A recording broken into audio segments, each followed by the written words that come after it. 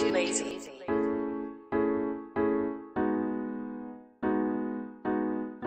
In the cut.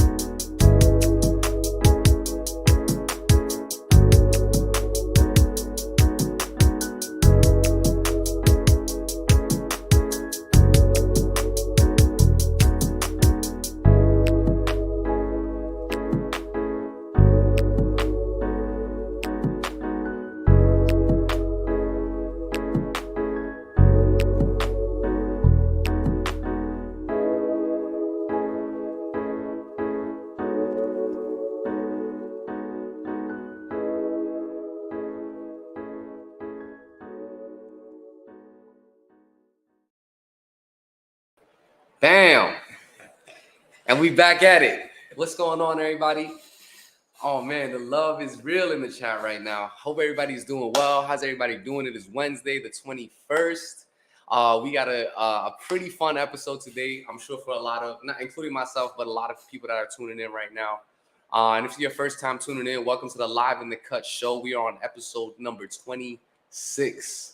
Last episode was pretty amazing. If you guys are into if you have a business or you're learning about content creation or content, figuring out how to have some creative direction in your content for your business or for your brand, tap into that last episode. We were accompanied with our good friend Raffel at the Boys Coach. She's a beast at social media marketing. And you could tap into episode 25 if you're looking to learn how to market and things like that. But for today's episode, we have a special guest.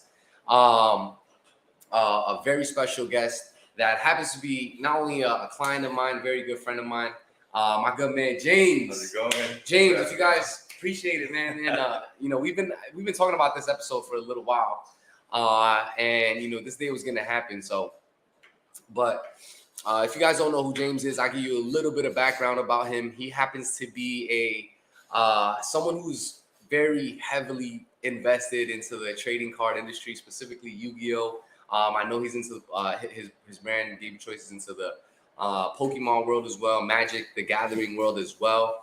And a lot of you guys, including myself, when I first heard like people over the age of 12 are still playing Yu-Gi-Oh. There is obviously a collectible side to it that's very nostalgic and fun, and you could actually play these games, right? Play this card game, obviously, as a tournament style.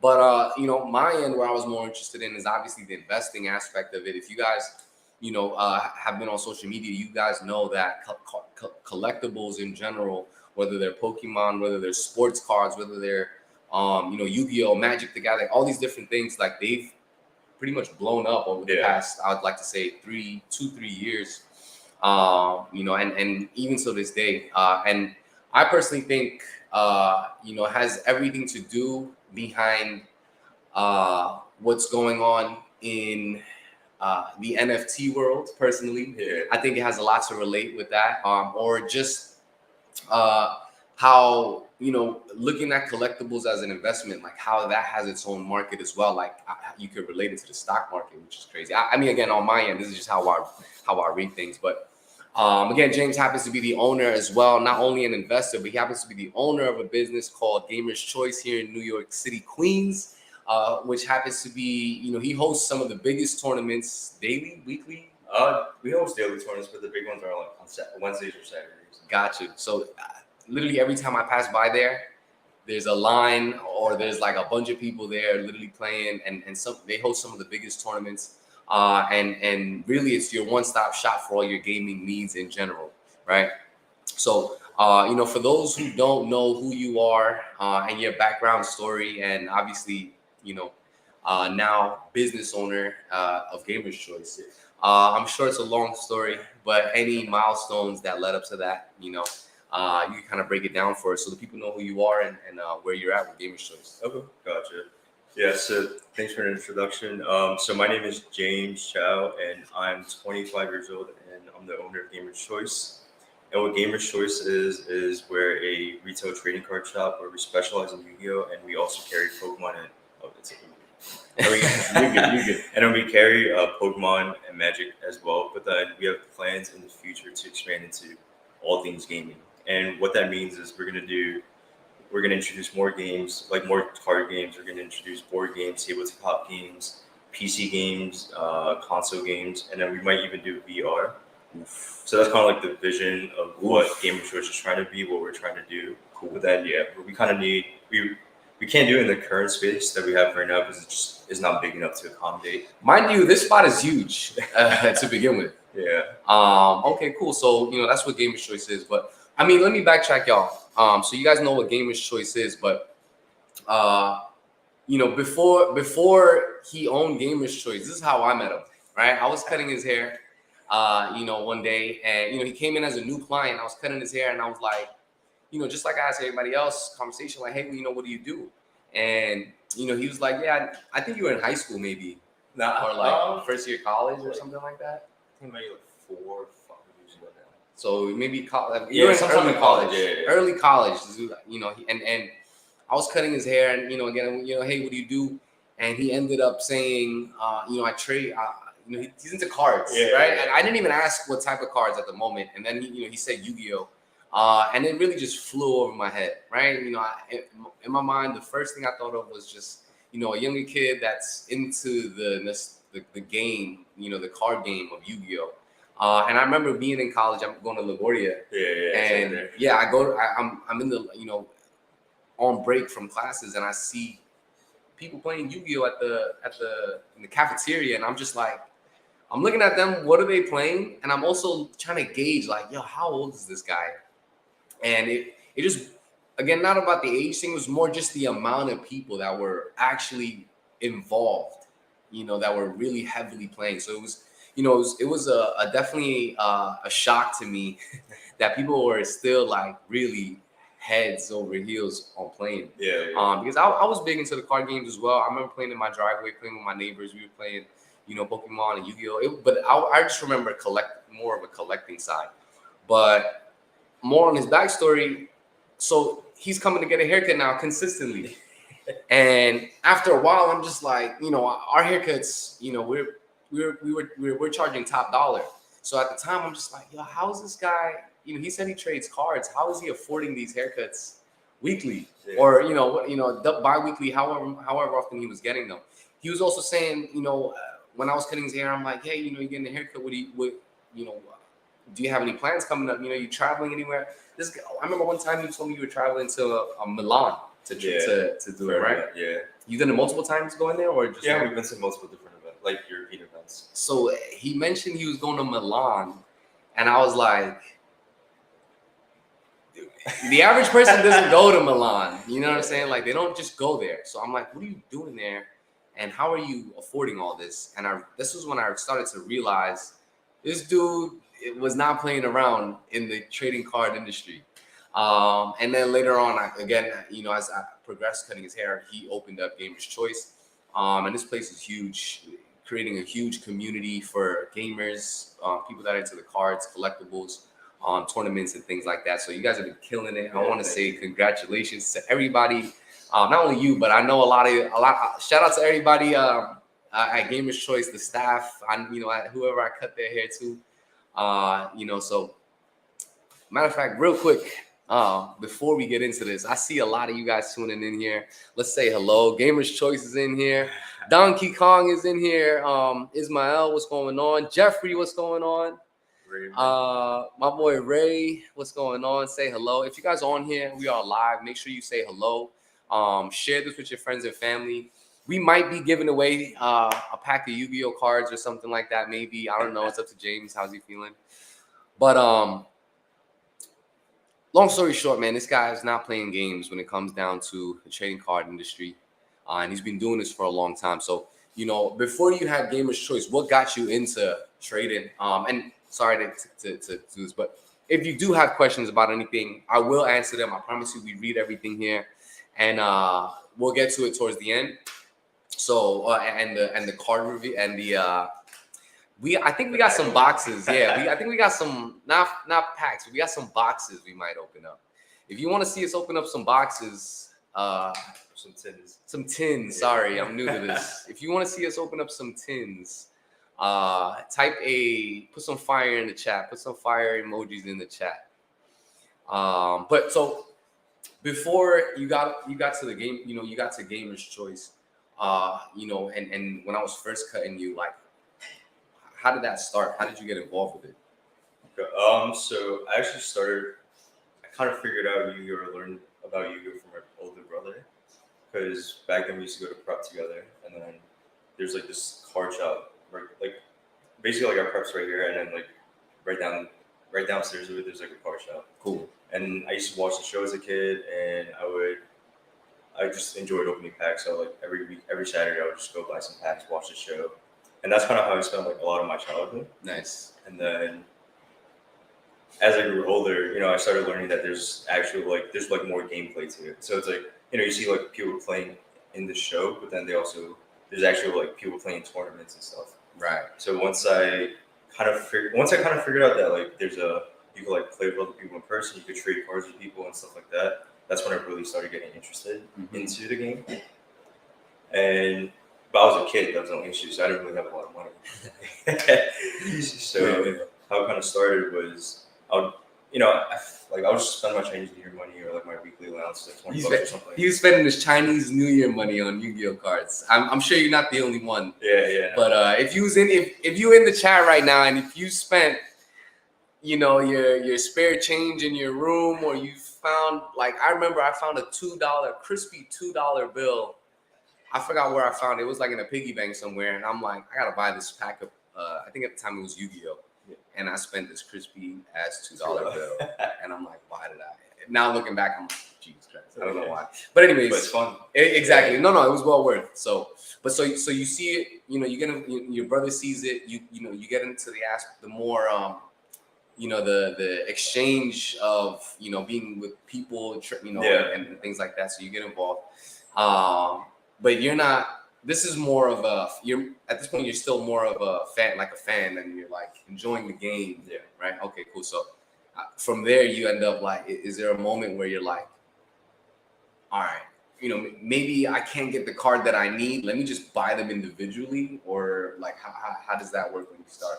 So when I was a kid, you kind of get lured into the thought of, I want to pull this card. So you want to get lucky and it's like that fun and excitement that you get like just from chance. It's like gambling in a sense. Right. And then so I would just try to buy packs to pull whatever cards I needed. But chances are you just don't get the card and you're just kind of burning money. But you still have cards at the end. Right. It's not the card that you want. True. And then so now I have like all these cards that I just don't need, and then I start trading them with people. And I'm like probably 7, 8, 9 at this point, and I'm just getting ripped off. So I'm trading like $10 cards for $2 cards, or like there's even times where like people just took my cards when I was a kid, and I just didn't know better. Oh yeah, man. so it was bad. What was Big Brother at, man? He was doing other things. All right, cool. So you get the again, same thing. You kind of like, all right, cool. Like, I need to get this card, but obviously you're just open packs and you don't get it. Yeah. So that's cool. So you get, and this is still Yu-Gi-Oh. You're not really into anything else, or No, at the time. it's just Yu-Gi-Oh. What was what transitions, what clicks, and you're like, now you're going to like events, or like how are you getting involved? How do you get more involved into the industry? After being 9 years old, 7 years old. So it was after kind of like making a lot of bad deals, just getting like trading my $10 cards for $2 cards. And then at some point, I think around like 10 years old, I started realizing that I could do that. So it's like I could trade my $10 cards for someone's $15 card. And then kind of trade the up. hustle becomes the hustler. Yeah. And then so it's like my 10 turns into 15, and then that 15 turned into 21. How old are you at this time? I'm like 10, 11. Yeah, and then, but it's like, it's nothing big, but it's like building the fundamentals and then learning how to negotiate with people. And then, so because of this guy was learning how to hustle at 10 years old. Like I don't know if you're born with it, or is it something that you're just innate, or because you're around it. But the fact that at 10 years old, you were like, yo, let me take this $10 and flip it to make 15 is already a game changer. Yeah. But all right, go ahead. So now, like, I'm able to, because I'm doing all these trades and these transactions. That's actually how me and Ray met, through like trading cards. Oh, then, so like shout out to Ray. Okay. So like every Saturday, I already know what kind of cards he wants, and then so I'll pick the cards and I'll trade it to him. And like, because I have the cards that he wants, he'll kind of give me a deal in my favor, or like to him it's like in his favor, but to me it's in my favor, and then we just. So that's kind of how we like became friends, and we just. He's getting you, right? Yeah. Okay. Nice. But so now like I'm able to afford these competitive decks, because as a kid, I couldn't, like, to give you context. In 2009, I believe one of the most expensive decks and the best deck was like $2,000, and that was like an absurd amount of money at 10, 11, 12. For sure. Yeah. Wait, how much? $2,000 For one? for the best deck of the format. Yeah. Okay. But then it got nerfed, and then cheaper options came out, so it was like 300 to 500, and then so I was able to afford these decks, and that's when I started traveling to events. So I just started traveling to like regional level. How old were you when you started traveling? The first one was either in 2009 or 2010. I can't remember. 2009, 2010. So Yeah. we like at that time 17. No, 14. So I'm 25 right now. So it's 12 years ago. 12, 13 years ago. So I'm like maybe 12. Wow. And then what's the first event like? It was fun. It was exciting because I think the first event I went to was in Brooklyn, and it's around like an hour and a half train. But at the time, like, I walked to school, so an hour and a half it was a long time. Right. But I was going with like people that were also part of the community, and they were like going with me. So it was kind of like going on a road trip with friends, even though it was just another borough. I hear you. Nah, an hour and a half. It's a long way. Yeah, that could go to Jersey. Yeah. So And you were going to these events to buy cards, to trade cards, to sell cards, or all of that? So I was going to play. Oh, but then, okay. kind of like as a side hustle, I would like trade cards, and I would, so it's like I would play, and then in between rounds, whatever time is left over, I'll try to find some deals. And what were y'all competing for? It was like a regional, so if you top 8, you get like a play mat and a deck box, and then if you top, I think it was like 32, you get an invitational to nationals. You get invited to nationals. You ever got? How you got there? Yeah. Yeah. But like for Yu-Gi-Oh, getting to the national level is like, it's not too hard. It's like different for like other games or sports. Right. I got you. Okay. Cool. Was it ever like for money? Like you play for money at all, or is it more like friendly? Friendly, because at the time, like, no one that I played with was really that good, so we were kind of like all on the same level. Gotcha. So it's like we were like competing with each other and having like friendly banter. Except the cool thing was, I was like 12 and these guys were like 16, 17. So it's like there's like a 12-year-old talking shit to like a 16, 17. Yeah, I love that. So it's such an interesting world. Like, and from the last time I played, I'm sure it's changed a ton. But now you eventually from there, you're traveling around the world to these different places. I'm sure you're meeting people of all different calibers that are playing, the game and stuff like that. What ends up happening, or I guess, is there an event that you went to that you were like, yo, I'm coming here because I need to buy a particular card or sell a particular card? How was that? What was that about? So that's usually when I go to Europe, and that's because when I was a kid, like foreign cards, it was like a huge thing because there was no efficient way to get cards from Europe. And like foreign cards are like German language cards, Italian language cards, stuff like that. Now you was buying cards in different languages. Yeah. Jesus Christ. And it was like a big thing back then, and everyone wanted them because there was no good way to get them. Like Facebook wasn't a big thing back then for like trading cards. Right. There's like this platform that people in Europe sell on now, but it wasn't a thing back then. It's called Card Market. Okay. Yeah, and that's like their European. That's like their version of what we sell at cards on, which is TCU. Right? Okay. Yeah, and then so Card Market didn't exist at the time. Facebook, Yu-Gi-Oh groups were not a big thing, or they just didn't exist. And then, but occasionally there were people from Europe that just flew down to the U.S. to like trade or exchange their cards. Gotcha. And then I made some contacts with them, and because like initially I actually wanted the cards for myself because that's like, but now it's like things kind of shifted, and then now it's a lot easier to get. People don't want them as much. So you were mentioning like you kind of like how what the life was before Gamer's Choice, right? Like you have to travel and taking an hour and a half train ride, or you're taking you're driving or you're flying to these different places. I remember hearing stories that when you before you had Gamer's Choice, you had guys like Ray, these guys like in your house or something, like when you had all these cards. Like I want to give people a visual of like, this guy wasn't playing games. Like I'm thinking this guy has maybe like the average person has a few cards. Like where were you running operations before Gamer's Choice? So it started off small. So it was like when I was, I would say it really started in 2015 when I turned 18 because now like I'm legally able to sell online without like adult information or adult. Because I was using like my mom's information to kind of help me set up these accounts where you need to be like 18 plus. She had no idea what was going on? She kind of knew, but not really, because it was like, I just told her, oh, I need your information for this.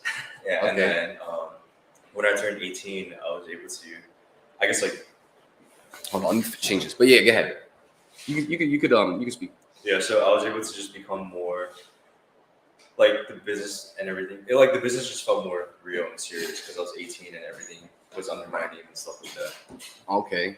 And so go ahead. Yeah, so it started off really small, just like I was like at my mom's house where I was living, and then we had like 20 orders, 30 orders to start, and packs, like orders, like small letter size orders. Okay. But then there's a lot of opportunity in like buying products like this. Okay. So hey, don't show them that. You just No, I'm kidding. Yeah. So I started ordering products, but the thing is like products take up a lot of space, and it was just me and my mom moving in the house. But then, we have like our furniture, we have all our clothes, we have things from my childhood, my brother's childhood. So it's like there's not a lot of space to run a business and store all these extra things. So was it like you walked into your crib and you had like, your bed and then like cards everywhere? At first, it was just like stacks of cards everywhere. And then so it just kind of felt like cram. It was inefficient. And it got to in 2017, it was actually the 2017 version of this product. We had a shipment that I thought was large at the time, and it was large enough where I felt like, oh, I just need a new apartment for this. So that's what started. Like that's how the first apartment started, because that product was coming out, and I felt like I needed more space. So you got an apartment because for functionality purposes. Yeah. Not even because you just was like, yeah, it's time for me to move out, like grown man now. It was like for functionality. That's okay. Yeah, I was just like, I didn't feel like my current living situation at the time could accommodate that amount. It was like 100 cases or something like that. And then, but the space, like, I just felt like it was gonna be too crammed. I didn't even know how to toss out garbage. Or I didn't like. There's a lot of things logistic wise I just didn't know how to do. Right. So I was like, I just need a new apartment. Gotcha. Yeah, and then, so that's kind of how the first space started out. You were on your own at this time? Doing Doing like you were doing everything on your own still, or like did you have like guys like Ray and? So at this point, it was I had like one or two friends where it's like, oh yeah, I'm free this day, I can stop by and help. But it wasn't like real, like it wasn't like consistent help. I got you. And then when I moved into apartment, I was the first one out of my friends to get an apartment, and then so it was kind of like a new experience for all of us. So like it was. I remember Ray helped me move a lot of my stuff over, and he kind of helped set up the shelves and set up the entire bar. So he was kind of like there from the start. Gotcha. And then, but we kind of treated it as like all of our apartments. So it's like we would like hang out. It was like a bachelor pad, but like also at the same time like workplace. Gotcha. Yeah. So that's kind of how like the first iteration of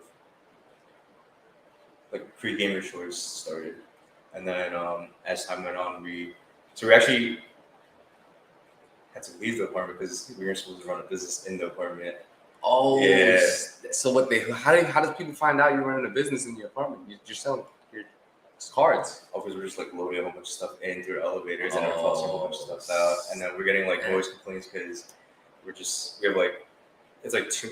Because like if you think about when you open this, you have to like when you separate it, it makes like a sound, and then the floors are thin, so we're just getting a lot of.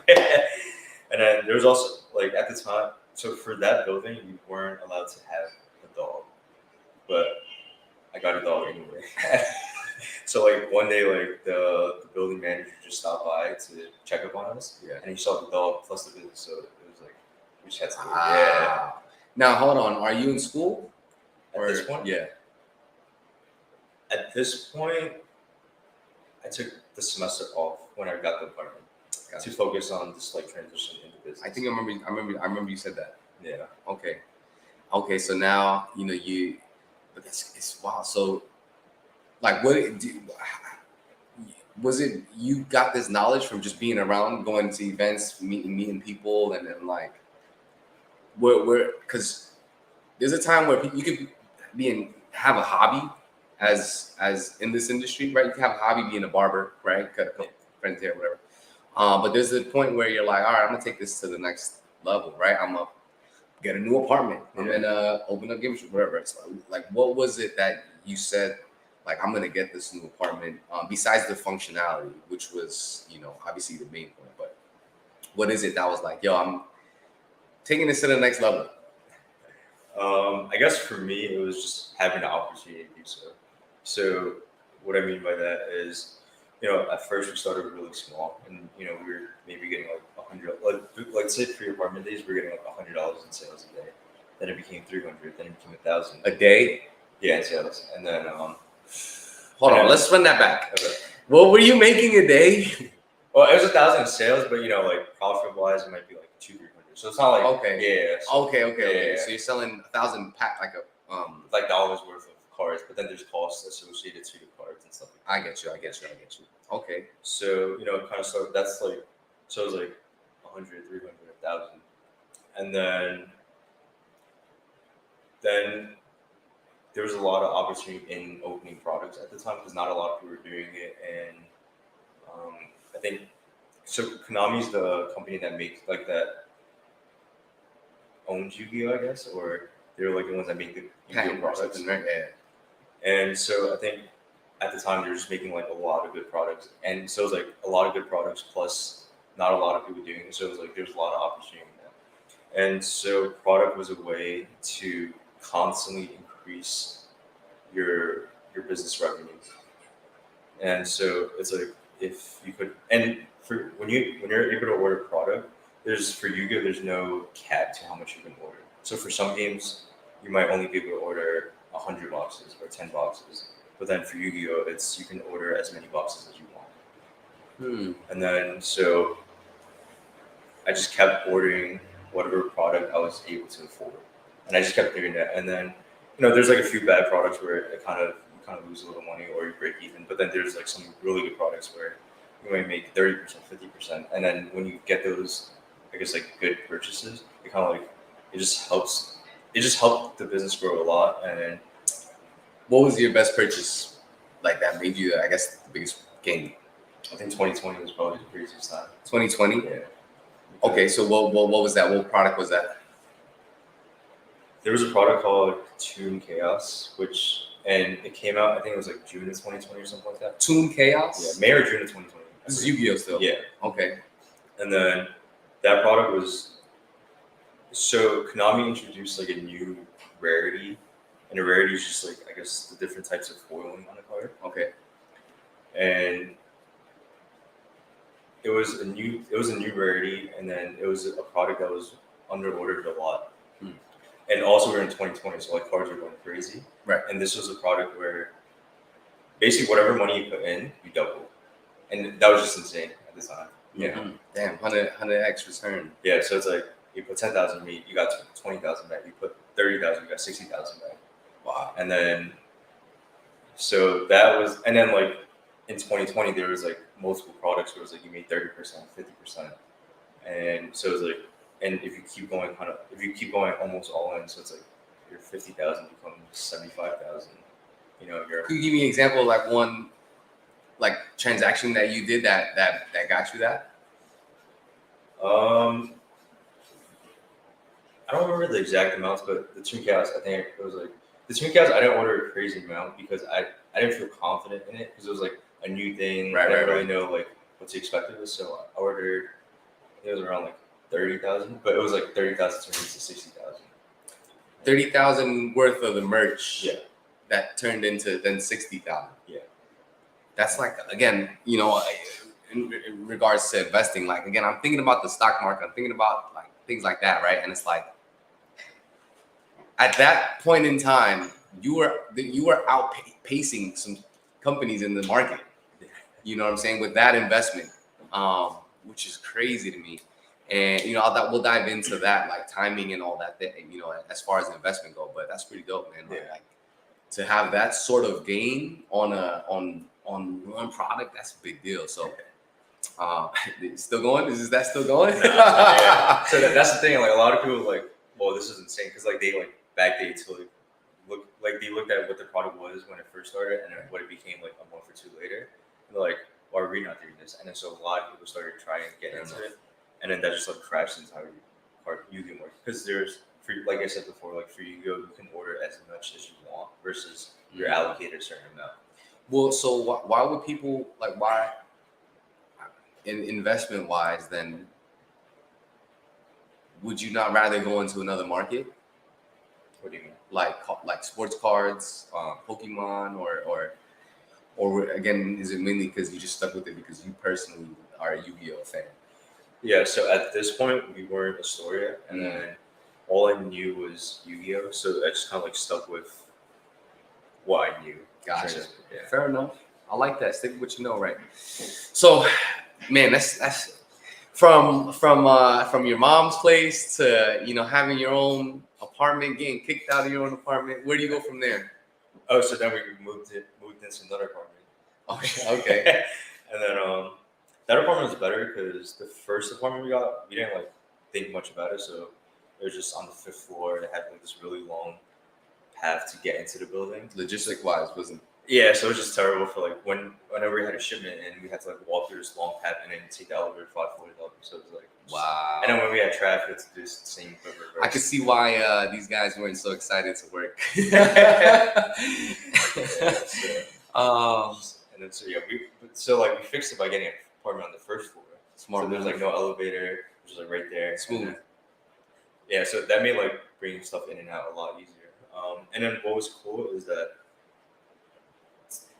the way the building, so the apartment was 1A, and to the right or left of it, it's the elevator, and to the other side, there's basically a wall. So I have like no neighbors, so we don't even get noise complaints from the building. Yeah. Perfect. And so you were there for a little bit.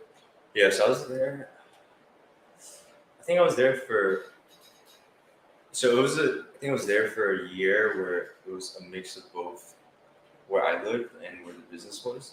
But then in 2020, I think September 2020, that's when the business was like growing so much because of all those like insane margin purchases that I got a second apartment. And then so I moved all the stuff out of where I was living, moved it to second apartment, and then so I was living in the 1A apartment, and then we got a second apartment as like the office. That's big talk right there. Hold on. If you come to that sharing, how much were you making that you said like, yo, I'm gonna get a second apartment? It's tough to say, but I know like around that period of time it was over 100 grand, but I can't remember the exact amount, but rent was only like 1,800 for the apartment, so it was a small portion of. We're talking about a year. What do you mean? Like that year you made that?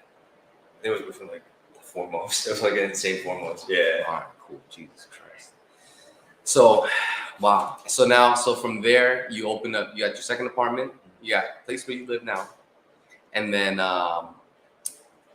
from there you kind of like, you know, the momentum of being, you know, 2020's pandemic, the boom of the card market. I wouldn't say a boom, but like the rise of it at that time. And then where does from there do you move into another apartment, or is that when Gamer's Choice comes? Yeah, Gamer's Choice is the next step after that. Gotcha. Cool. All right. Cool, man. So and in Gamer's Choice is again, you know, for those who haven't seen it, if you're ever in Queens, like pass by, trust me, you guys would be surprised too, and would really. I'm till since the day you told me that you were gonna open the shop, I'm like, this is the same kid that said he was trading Yu-Gi-Oh cards like 5 years ago when I was cutting his hair. So honestly, I can't wait to see what you guys do in the next 5 years. Yeah, thank you. I'm super hyped for you, man. So we're at the halfway point. What's going on YouTube? I see you guys. Twitch, Facebook. Let's see what's going on here. And you could probably read these as well. Brian, what's going on? Jeffrey, I see you. Amy, hello. Young, what's going on? Ray, yeah, brother, this chat is going off right now. You guys are funny. Humble Beginnings, Dollars, Gamer's Choice is the best spot in NYC. Who's Ray? Is he single? Donkey Kong says, what deck were you playing? Like, I guess when you were younger, you know? Depends on when. Because, like, basically, your deck might change, like, every month, or it might change every 2 months or every week. So just kind of hit it. I guess what deck were you using when you were in your first tournaments? Like, you said you were in Brooklyn, right? Yeah, I think for that, I don't remember 100%, but I think it might have been 2009 Black Wings. Or like Synchro Pad or one of those decks. I don't know. It's just a bunch of words. I got you. No, I mean, no. This is for the fan. Yeah. You know, I'm sure they know what's up. Let's see. How did the business? Okay, we got this is kind of in chronological order. But how did you guys do during the pandemic? Like, so Gamer's Choice was open before the pandemic or after? I forgot. Kind of like in between. We signed the lease for the new place. I think it was March of 2020. I think it was March of 2021. That's kind of like when it started. Yeah, and then we renovated, and then we waited like a few months, and we officially opened July 2nd, I believe. July 2nd or July 3rd. This man opened up a business similar to myself, like in the midst of the pandemic. So how is it possible running this during the pandemic? Did you see sales actually go up, or were they fluctuating? Like, how are you maneuvering through this time? Yeah, so it was really funny because when they announced that like all events were going to be canceled, I literally thought sales were going to just plummet. Because I was like, no one needs cards anymore. Like, there's no events, and the store's not even open. So like, what do people need cards for? What's going through your mind right there? That's what I'm thinking. So I'm like, I'm just trying to sell as many cards as I can before like everyone else starts doing the same thing. But then the opposite happens. So one is everyone gets stimulus checks. So now they just have a bunch of free money to spend and buy whatever it is that they want. And usually, you know, people spend money on either their hobbies or things that they've been wanting to purchase for a while, like clothes or maybe that stimmy check, man. Some of y'all still getting blessed from that stimmy check.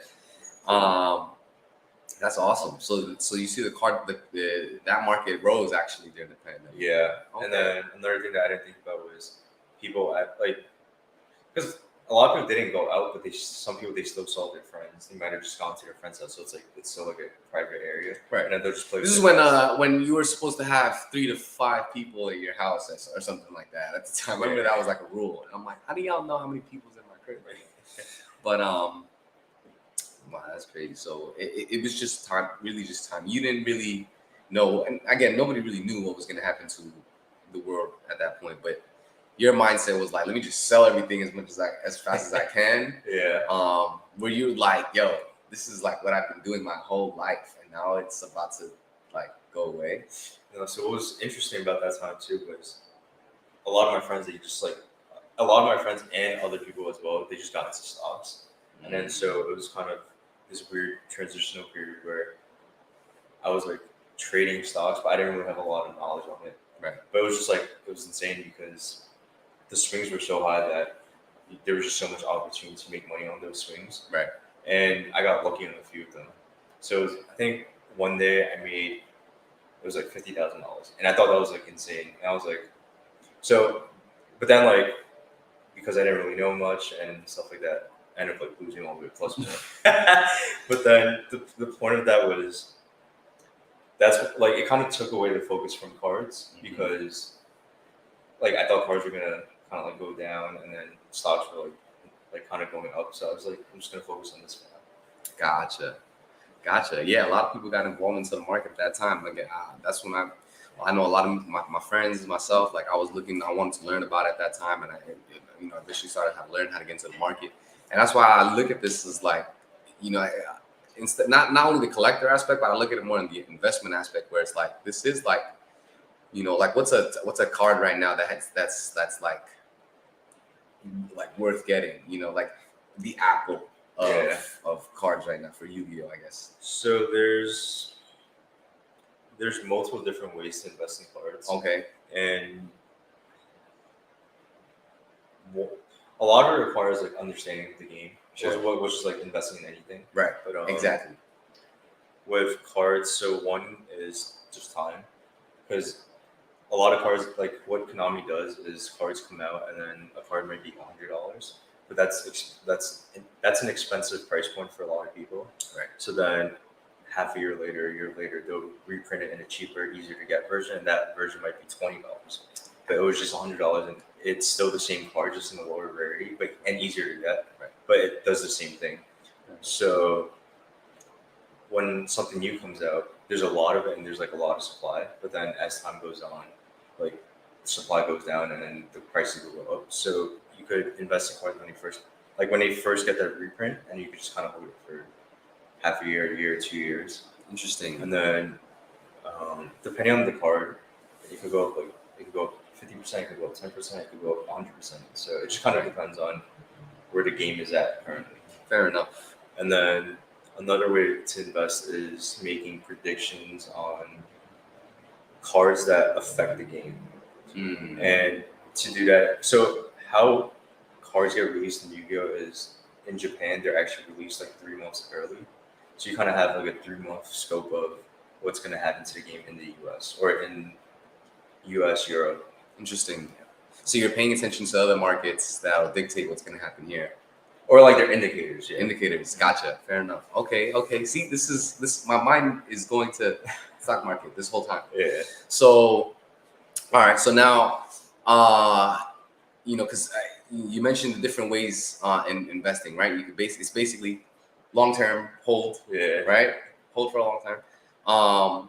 And then you have your wild cards, basically, right? Your possibly, at one point your Teslas, which nobody knew what the heck was going to happen with Tesla, but skyrockets. Or if you're talking about rookie sports cards, it's kind of like what happened to Giannis, where you buy like a rookie Giannis card. You don't know what this guy's going to bring. This guy's like 7 foot tall, maybe like 100 pounds soaking wet. And it's like, now his rookie card's being sold, and you're like, you don't know Giannis is going to be who Giannis is today. Yeah. But you're taking your chances buying this rookie card. The same, but he's like, and he was also like the 16th or 15th pick or something like that. Yeah. But there's some cases where in the sports cards world where you could get like the number 1 pick, like a rookie. This is a very popular example. I hate using it. No offense, Anthony Bennett. If you ever watch this, love. But you could get, at the time, number 1 draft pick, Anthony Bennett. Everyone's like, man, let me get all these rookie cards because he's the number 1 pick. And he has to go. It has to go up. There's no other way. And obviously, he doesn't turn out to be the number 1 projected pick that we thought. And obviously, his stock value goes down. So that kind of reminds me of buying the cards early or kind of like what you mentioned with utility of a card, how it changes the game. There's not too many, like there's a number 1 pick every year in the NBA, but there's not too many of those number 1 picks that change the game. So I get it's really what comes to mind when I think of this game. So now let's transition to this second part, right? Because this second part is more the business aspects of this. Again, if you guys have questions, you can ask them. We'll get to them at the very end. At the very end, remember, we're going to be doing a tin opening. Tin opening, box opening. I guess we'll show it to you what we're going to be opening, right? Yeah, you can show it to them. I don't want to break. I don't know. People might laugh at me how I hold this. Yeah. If you guys know what this is, I don't know. If you guys don't know what it is. Yeah, this is the most recent tin that came out, and this is the product that made me get the first apartment. The 2017 fire. Okay, so before we jump into the second part, what do I want to say? Before we jump into the second part, Okay, yeah, got you. All right, cool. Make sure we say hello. I see some people in here. Boss Chow, next 5 years at Kiba Corp. I'm done. James from Prez. You got a lot of fans here, man. So listen, if you're on here and you're tuning in this your very first time, I definitely want to welcome you guys to the Live in the Cut show. If you have a business or a product or a service that you're looking to promote, you're looking to sell, and you want to get on the show, you can feel free to hit me up or go on our site at inthecut.live, and we'll be able to connect from there. And if you want to expand your audience or your brand and increase your reach and your network of whatever product or service that you're trying to push, you could jump connect through us through there. And we could do one of two things. We're always looking for sponsors. So you'll be able to see your brand, your logo all over the In the Cut show. And if you guys seen our show, you'll be able to get some good footage of yourself and be able to push your brand out as well. And again, even just something as simple as sharing your backstory, like what we're doing with James. If you want to share your story as well, and again, your business or your product or your service, I would love to connect with you guys, because really, I'll learn from stories. You know what I'm saying? Like, you could teach me a blueprint of like, all right, cool, how to flip cards or how to, open up a business or things like that. But I'm a person of stories. I love hearing the fact that, like, you started from your house. Then you moved to this spot. Then you invested in you used your investment to flip it to go buy another property. Like that's genius maneuver. It's separate from the collector aspect of the nostalgia aspect of playing. And so, which is how we transition to the second part, more of the business aspect of this. But yes, if you want to, be on the show, feel free to get on the website, inthecut.live, or reach out to us on Instagram. And we'll figure out how to get you on the show, either as a sponsor or as a guest on the show. Either way, we'd love to have you. But so moving on. So card investing, right? This is more of the business aspect of it. This is where a lot of people got to get introduced to it during the pandemic, right? Because you're seeing all these crazy numbers for you're seeing your celebrities with the cards now. They're wearing it on the chain, like people wearing Charizards, on the chain or things like that. What's I guess this is a question we could start off with. One, is it a buyer's market for cards or is it a seller market for cards? What do you think? Or does it not matter? What type of cards? I guess Yu-Gi-Oh. Oh, I mean, like, so there's like different, I guess, sections within each card game. So there's like the really high end collectible cards. Right. Then Yeah. there's So the highest end card right now is are buyers selling this or are sellers looking to get rid of it? sellers looking to get rid of it. Okay, gotcha. So Meaning it's it's a good time to buy. Yeah. Okay, love that.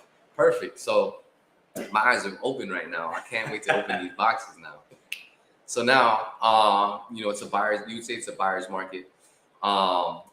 What comes down to the pricing of a card, right? I'm familiar with card grading. I don't know it to the full extent, but obviously people sell cards without the grading. Yeah. But so kind of break that down. One, card grading. I guess we could break that down. What could you say, talk about the card grading? Yeah, so card grading was something that got really popular in, I would say around like 2020, because it was mainly from like the YouTubers. They were showing off like their expensive graded cards, and then they kind of put like their own price tag on it. Yeah. And then they had all these videos where it's like, oh, I have this $1 million Charizard, or I have this $500,000 Charizard.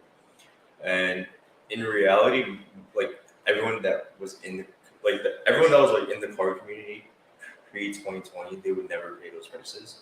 But you have like celebrities, business people, and just like all these public figures. They're the ones investing their money into these expensive cards, and they're the ones buying it out. Mm-hmm. So, and whenever something like that happens, now there's a lot of opportunity for people to make money. So it's like, oh, I have this rare graded card. I have this rare card that isn't graded, and it looks really good. So let me start grading it, and then let me see, like, if it gets to 10, it might go up 10 times in price. So that was like everyone's mindset at the time. Mm-hmm. So then everyone just started grading cards. But then the grading companies, they didn't have the capacity to grade all these cards in their normal scheduled timeline. So now they're super backed up, and then people are just not, like, they just have a whole backlog of cards that people are not getting back for a year or a year and a half. So you're sending these cards in? Yeah. Okay. And then so you basically what happens is you look at a card, you see if you want to grade it or not, and if you decide you want to grade it, then you put it in like a clear sleeve, and you put that sleeve in like a harder plastic, and you send that to one of the grading companies. What are the grading companies? What's the grading company that you're going to, or you suggest people to go to? PSA and Beckett. PSA and Beckett. Okay. So they have their own grading system. Yeah, and for PSA the highest is just a 10. Okay. And then there's no sub grades or anything like that, so it's just like you'll get not 8, 9, 10, and 10 is the highest. Gotcha. But then for Beckett, there's 4 subgrades, and so you could get a 10, but then you could get a 9.5 subgrade on one of them, and it'll be something called a gold label 10. And then if you get if you get 10 on all 4 subgrades, then it's like a black label, and the black label, that's one of the things where it actually fetches a premium, but it's really hard to get a black label. Because it means like it's perfect. There's like what are those 4 subcategories? It's surface, which is I guess like scratches on the surface and stuff like that. Corners, Bended corners and stuff like that. Yeah, I guess like they just look at the corners to see if there's any imperfections there. And then it's centering. So cards are essentially printed on the sheet, and then they get cut by the machine. And sometimes like the machines aren't always perfectly cutting the cards. So cards could be misaligned. That would suck. Yeah, so that's like completely like based on the factory. Right, yeah, because you have no control there. That would suck if you had something and they gave me a 9.5 because the printing machine fucked up. Okay. What's the last one you said? I can't remember the last one. Okay, fair enough though. I'm sure a lot goes into it. So, but the black label is the highest. That's like the highest that you could get for any grade. And then you got any of those? No. It's just hard to find. It's hard to find and it's hard to get. And then there could be like that's something where the normal copy could be $100, but then the black label could be $1,000 to $1,500. Yeah, that's a gain right there. Yeah. So, but that's why a lot of people started getting into grading because they saw it as a way to increase the value, pump the price up. And then, but too many people started doing it, and then also it took too long for the grading companies to get the cards back to people. So by the time they got it back, the cards already went down, and then it's already been a year and a half, and they just don't want it anymore. So now they just start selling for whatever price, and then the market just crashes. Gotcha. Yeah. Well, so again, just like what you mentioned, anything else as far as investing goes, it's like you basically you got to do a lot of homework. Yeah. You're doing a lot of homework, and that's people want to get rich quick. They're not doing you. It's like Uncle Bob is like, yeah, you should invest into this company. You know, it's gonna go to the roof. You know, he's talking about random stock, and it's like, Yeah. you know, you're listening to him, and it's like, man, this stock didn't even perform close to what you said it was gonna be. And it could be like that with cards, you know. And I've learned there's also you can get fake ones, right? I'm sure there's a whole thing, you know, just like any other market. You just gotta really do your homework. So, well, I guess what are you looking for when you're investing in cards? I look at. So I really like investing in reprinted cards. Okay. So cards that were expensive back then, and then Konami prints out a cheaper version, so it's more people have access to it. Mm-hmm.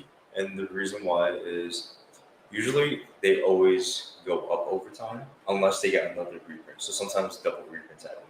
So Okay. card is $10, then it gets reprinted.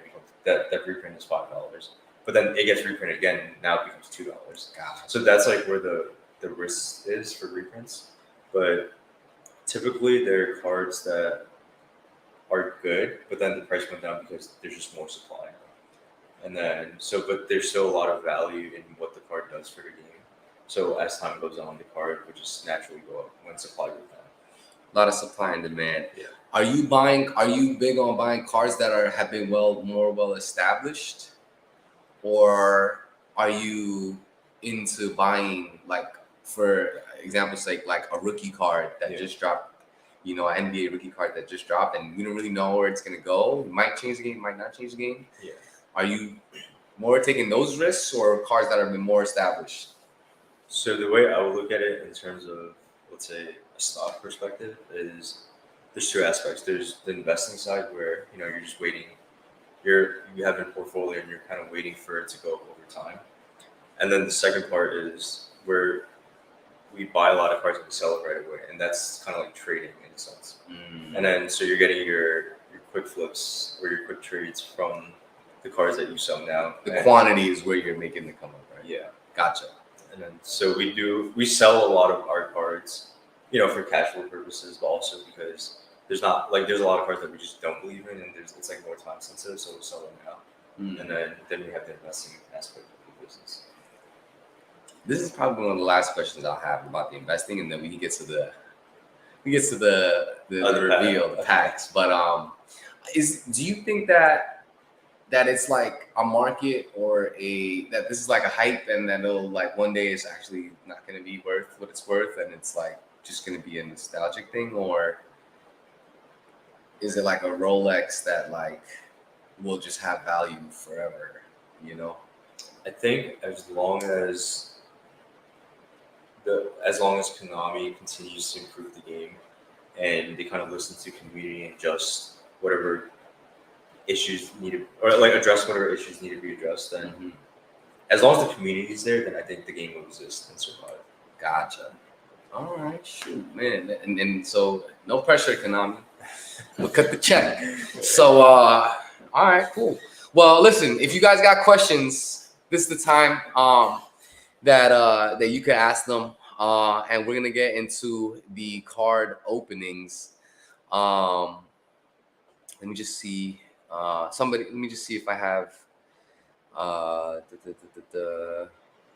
any questions that I missed. What's going on YouTube? We're gonna start opening these cards in a second. Make sure you get your friends on here, your family on here, people that are into the Yu-Gi-Oh world, because that's what we're gonna be popping off. Taking notes. Let me just see any last questions that I see.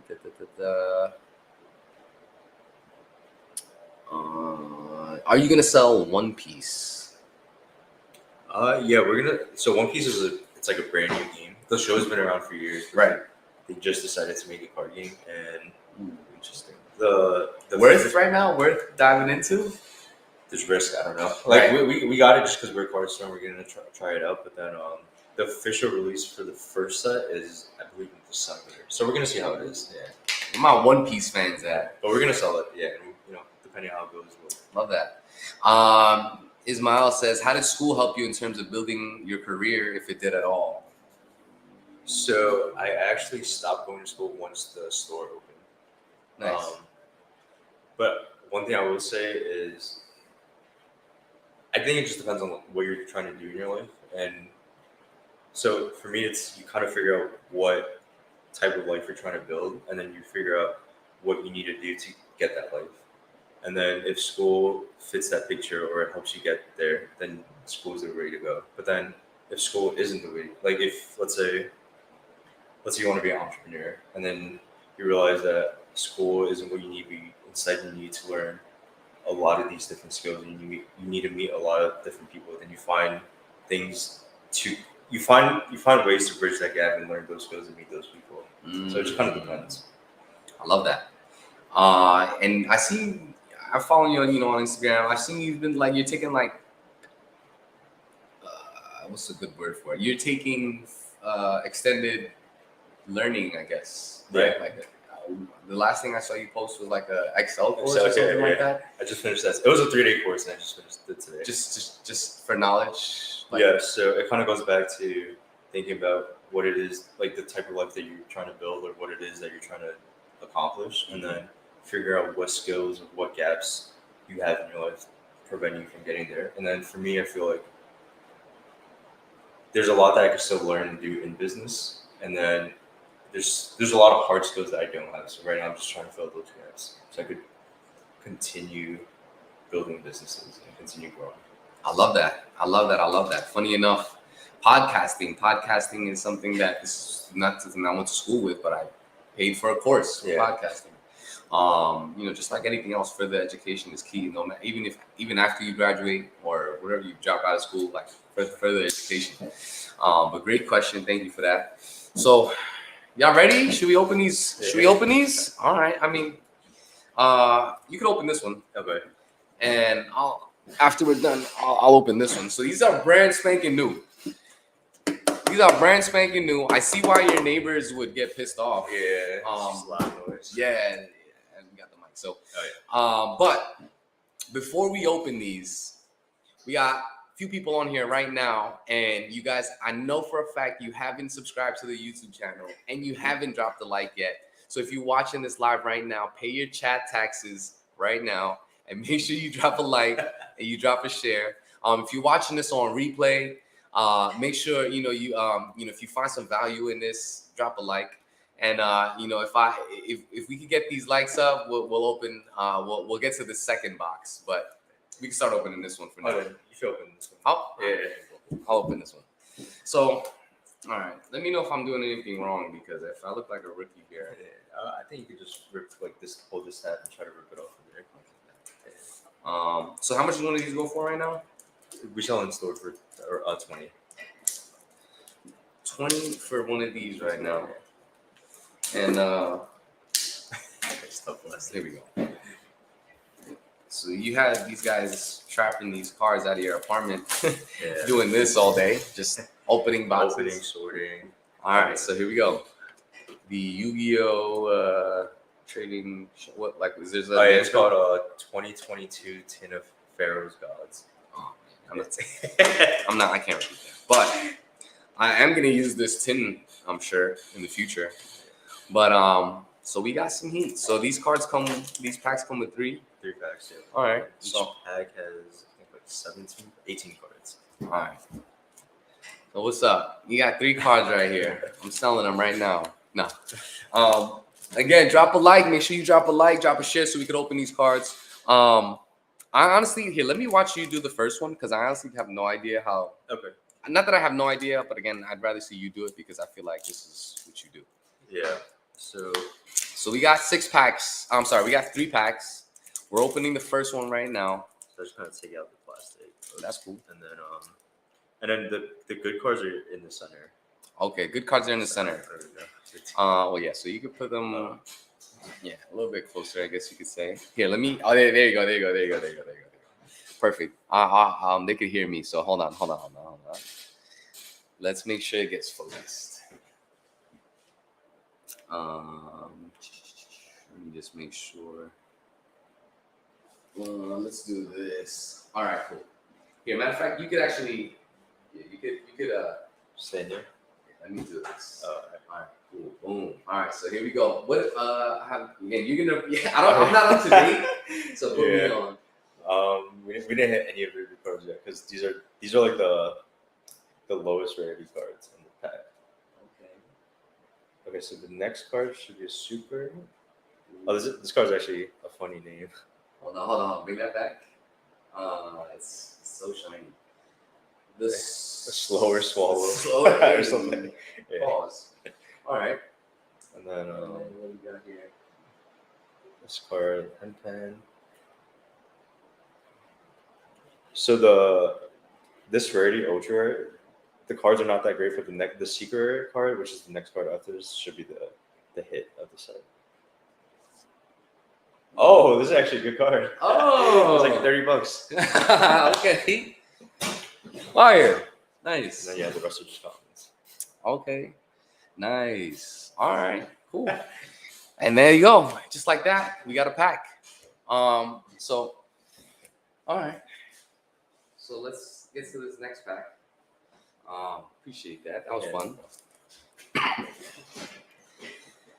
The droplet. What was that? What was that card? That The slower swallow. Yeah. No. Oh, The nah. I don't want Forbidden droplet. Okay. Yeah. This is one of those cards where it's good in the game, so it has a lot of value to that. Cool. All right. Let's get to this next pack then. So I'll open this. Boom. Let's see if I could. All right. Cool. Ready? Here we are. Second pack. Boom. We got one more pack of this in this tin. So make sure you drop that like. Make sure you drop a share so we can get to it.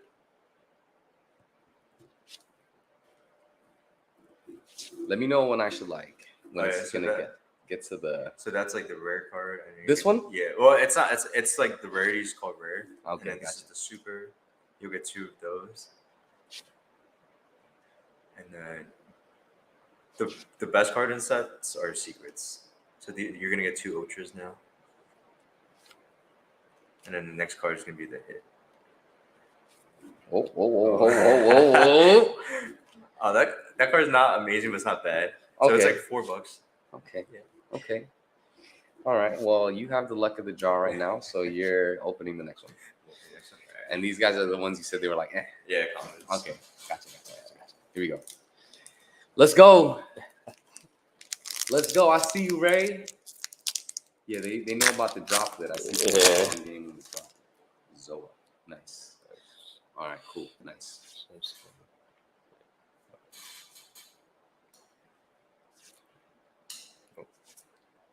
Oh, hold on. Refocus. I got you. Let me do this. I got it.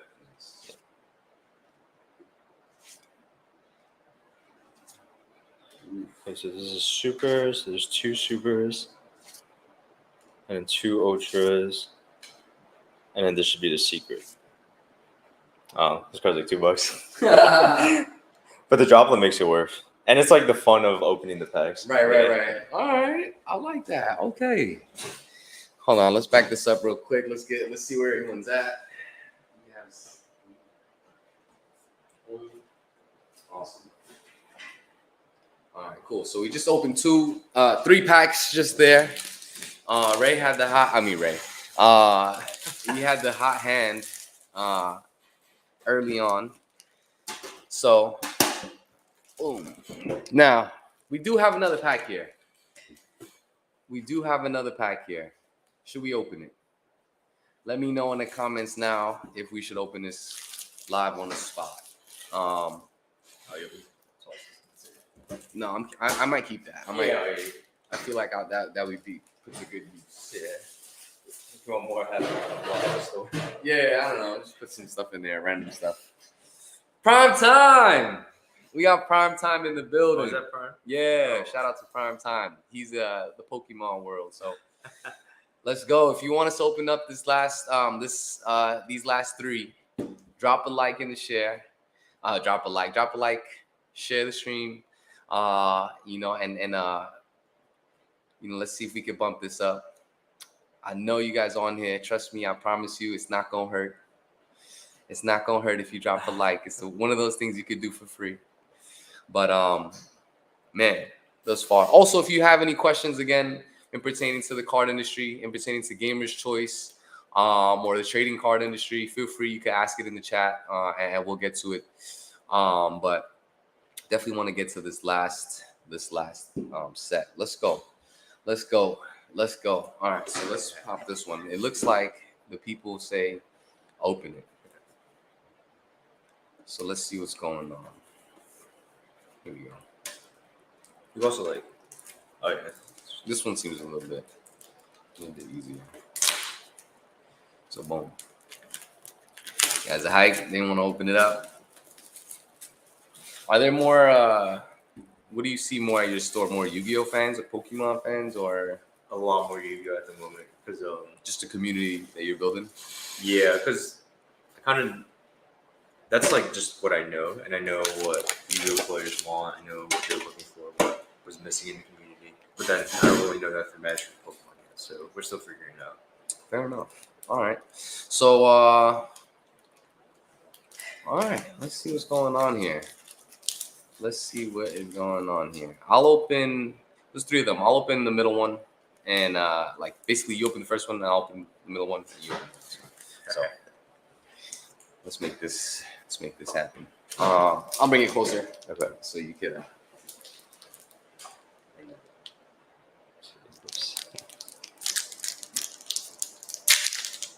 Oh, it's ASMR. pack ASMR. Let's see. Perfect. There we go. Boom. And these cards are so crispy. I just gotta make sure we don't bend them. You might get a 9.5 on the corners or something. I remember I saw a video, and it's like a hand model. This is like how they hold their phones in the photo shoots.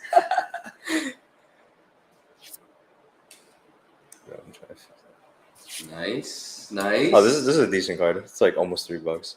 Okay. And then this next card is going to be the good card, or should be the good card. Oh, it's like $1. so you got to beat $1. Oh man! All right.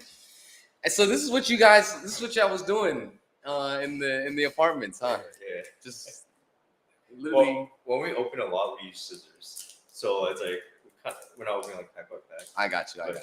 Fair enough. This is more of the when you're feeling like when you're feeling lucky, you're opening cards like this. When I was younger, I used to do this all the time for fun. All right, so here we go. Let's see this last one.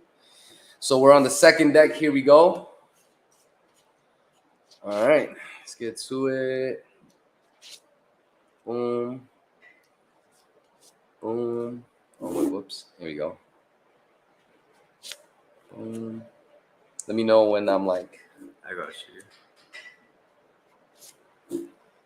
All right. I'm terrible at this. No, it's as fun. you can see. Boom. Boom. I think you have like 3 more cards. And then Boom. oh, that's actually a good ultra too. So that's like $3. Okay. And then And boom. then this next card is gonna be the good card. Boom. Could like $1.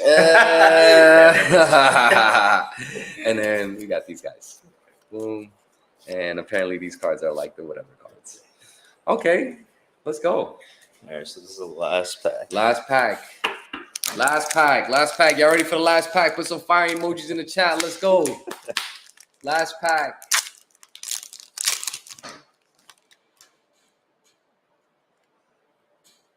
Wow. Yo, Yu-Gi-Oh cards have changed. Yeah. There's a lot more text to them.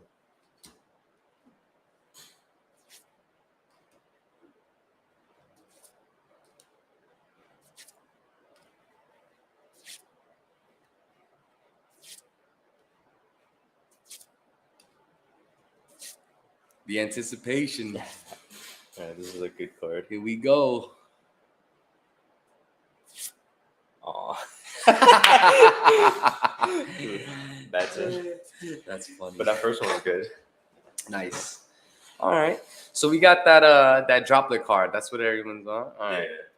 So maybe we'll I don't know. You want to raffle that off or something Sure. somehow? I don't know. Is it worth? Is it like with people? Is it like worth the raffle? I don't know. It's like $30. $30. I mean, shoot. People want it. I think people want it. Where is it? It was one of those first ones, right? Yeah. Is it this one? No. No. Was it it was in the beginning, right? I think so. It might have got mixed. Let's see. Yeah, you can peep it. But yes, we might have to raffle this one. Okay, cool. So this one, snap, that's it. 9.9 grading, 9.5.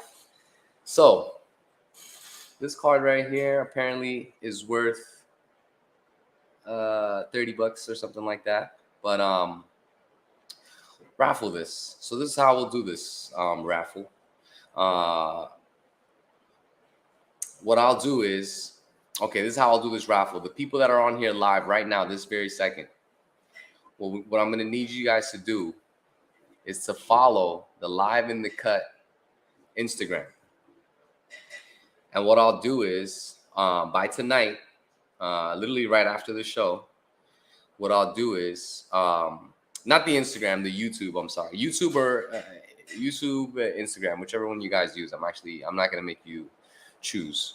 But follow the Instagram and the YouTube, Live in the Cut, right? And we'll do like a spinner or whatever, right? And whoever liked the Instagram and the YouTube and subscribe to the YouTube, literally that's all you have to do. And you'll get this card. I'll show you guys the raffle, how the process of it, so James knows that it wasn't cherry picking, and you guys will get a chance to win this Forbidden Droplet card. So awesome. But other than that, any last questions for anyone that wants to, you guys got any last questions for James in the trading card world? If not, make sure again you drop a like, drop a share. Next week's episode is going to be pretty fun as well. But if you are any sort of creator or entrepreneur, this is a podcast for you. We break down a lot of break down a lot of the backstory and the business models behind things that we do. So or businesses that we see. So when is Gamers Choice gonna have sports cards? Yeah, the sports cards is where it's at. The sports cards is where it's also where it's at. Is that something y'all gonna be doing?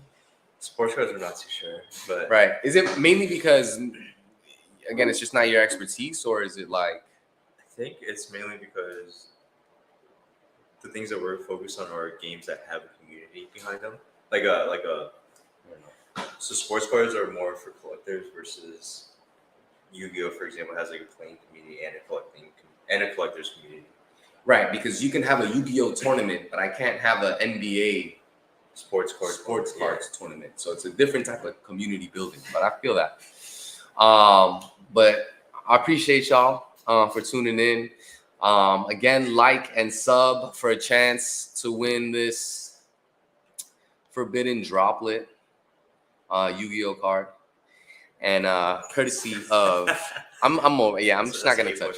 I'm just gonna stop touching. But shout out to Gamers Choice. Let people know where they can find Gamers Choice. You can find us on Instagram and Facebook at Gamers Choice NYC. Awesome. And if you're ever in Queens, if you're ever in New York, you can find them. Where y'all at? What's y'all address? Or 3409. Yeah. Queens Boulevard. 3409 Queens Boulevard. And so this is the last thing, and you could actually talk to the camera because we kind of moved it. No, it's all good. But last thing that I guess this is what I would say is, this is probably one of the questions that I like asking. Let's see, where is this? Okay, so if you had all the money that you needed, if you had the team that you needed to have basically everything in place, how would Gamers Choice business look like?